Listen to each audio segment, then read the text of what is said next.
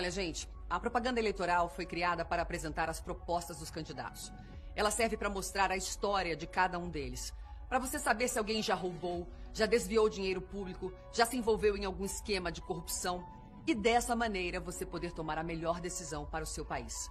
Mas quando existe propaganda enganosa, as pessoas tentam esconder o passado dos outros falando mentiras.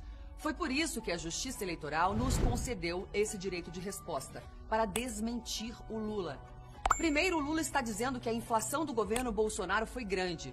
Vamos esclarecer. No governo do PT de Lula e Dilma, a inflação chegou a 10,6%, enquanto no resto do mundo era bem baixinha.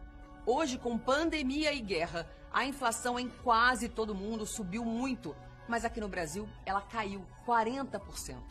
Essa é a inflação do desgoverno do PT. E essa é a inflação gerada pela guerra e pela pandemia. No momento mais difícil, o presidente Bolsonaro conseguiu dar o auxílio emergencial e segurar o emprego do trabalhador. E agora que a pandemia ficou para trás e que os brasileiros elegeram a maioria de deputados e senadores que apoiam Bolsonaro, o nosso presidente já garantiu que vai aumentar o salário mínimo acima da inflação. Até porque, sem a corrupção da Petrobras, sobra dinheiro para aumentar o salário mínimo de verdade. Então, cuidado, porque se a corrupção voltar, o trabalhador pode ficar sem receber. E ainda nesse direito de resposta, eu quero dizer que o nosso presidente não criou a lei do sigilo de 100 anos. E hoje eu vou revelar para vocês. Essa questão do sigilo está na lei que foi criada no governo Dilma Rousseff, do PT, em 18 de novembro de 2011. O número da lei é 12.527. E outra coisa, o presidente Bolsonaro foi contra o orçamento secreto. Então vem cá, como é que o PT pode acusar Bolsonaro de criar o orçamento secreto se os parlamentares do próprio PT se utilizam dele? Olha só aqui alguns deles. Fabiano Contarato, Humberto Costa, Rogério Carvalho, Flávio Nogueira, Leonardo Monteiro, Paulo José, entre outros. Essa é a verdade. Não se deixe enganar. Final de 2014, quando aquela senhora foi reeleita, eu cheguei em casa e falei: o Brasil está perdido. Eu tenho que tentar fazer alguma coisa. Mas quem sou eu? Um deputado do baixo clero. Não era nenhuma referência no partido. E algo aconteceu que falou: disputarei a eleição para presidente da República. E tinha um caminho pavimentado para ser o deputado mais votado, como havia sido em 2014, e podia ser senador, inclusive. Mas o que eu falei? Eu estou pensando em mim. Tá? E tinha, naquele tempo, uma filha de poucos anos de idade, a 0,5, né, depois de 4 homens. E comecei a andar pelo Brasil. Com o apoio de um amigo aqui, outro lá. Quem me ajudou muito foi o Alex Ceará, lá do Ceará, obviamente. Eu chamo ele de Cabeção, né? Carinhosamente. Com todo respeito. Com todo respeito. Realmente, realmente. Tá? E as coisas foram andando. A aceitação pelo Brasil, nunca tive a imprensa do meu lado. Chegou 2018, aquela tentativa de assassinato, né? A esquerda, de quando fala, é fake. Pô, tu acha que eu enganei todo mundo da Santa Casa lá de Juiz de Fora? Todo Einstein, hospital daqui? Pelo amor de Deus, perdi 15 quilos. Logicamente, o que alguns achavam? Que eu existia. Né?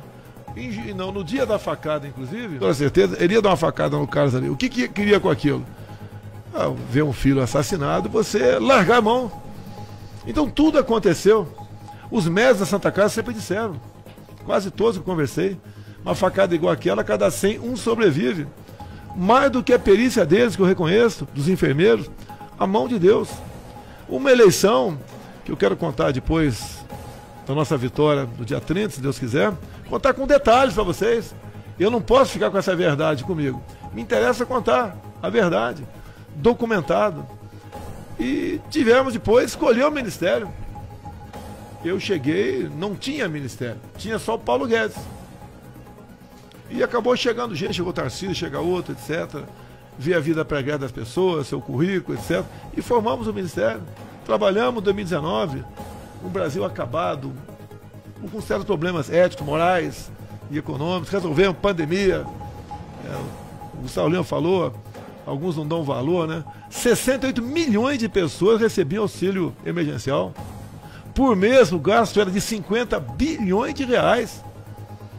Arranjamos recurso para isso, sem desequilibrar nossa economia, com muita responsabilidade, com a nossa equipe de ministros, em especial, obviamente, o Paulo Guedes.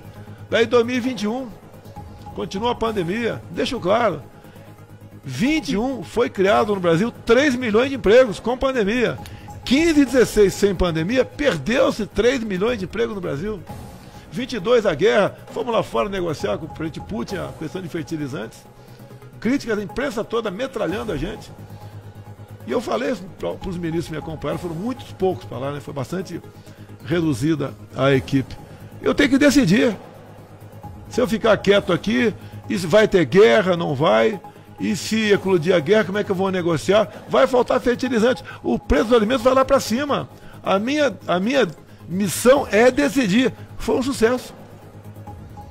De quebra, já chegaram 2 navios de diesel aqui, mais chegarão, porque temos problema nisso.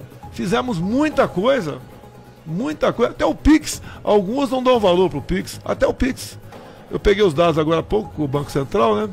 Liguei lá com o presidente, se eu não me engano, o dia que mais teve movimentação no Pix ultrapassou 90 milhões de ações no mesmo dia.